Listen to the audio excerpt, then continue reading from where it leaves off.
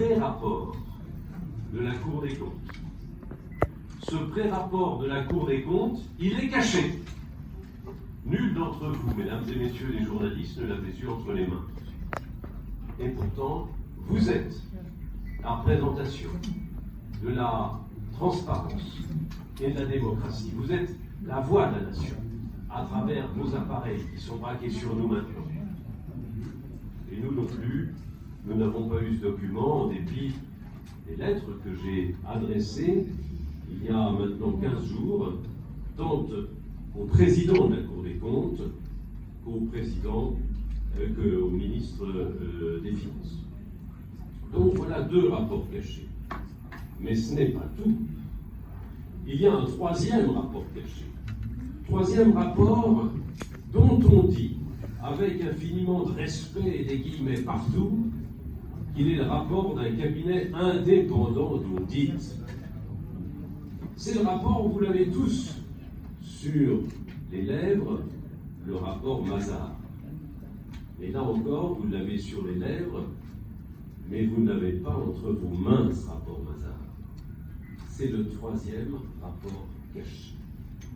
Et c'est d'autant plus grave que c'est le rapport d'un cabinet d'audit international qui se dit indépendant, qui se dit un peu la voix de Dieu pour le contrôle des choses. Eh bien, ce rapport, je ne l'ai pas entre les mains.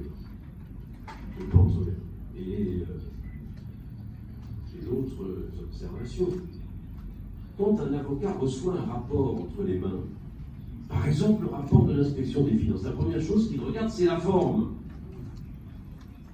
La loi de 2012 exigeait qu'il fût déposé dans les 3 mois de la prise de pouvoir du nouveau pouvoir.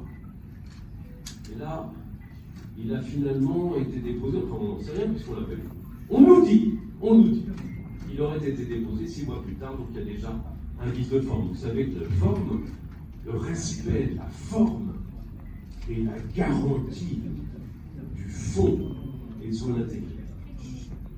Sur le rapport de la Cour des comptes, la première chose que j'aurais regardée, là encore, c'est la forme. Qui l'a signé?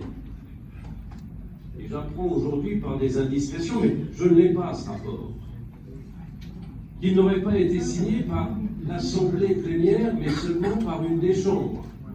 En tout cas, la certitude, nous l'avons par le rapport finalement définitif dont on a eu connaissance. Là encore, problème de forme. Vous me direz, on s'en fiche des signatures. Je vous répondrai non. Parce que si toutes les signatures ne figurent pas, ne serait-ce pas la raison d'imaginer que certains signataires auraient refusé de signer? Les quid pour le rapport Mazars a-t-il été signé par les associés Mazars au Sénégal? D'ailleurs, la première chose que je me poserais, si j'avais ce rapport entre les mains, est-ce qu'un appel d'offres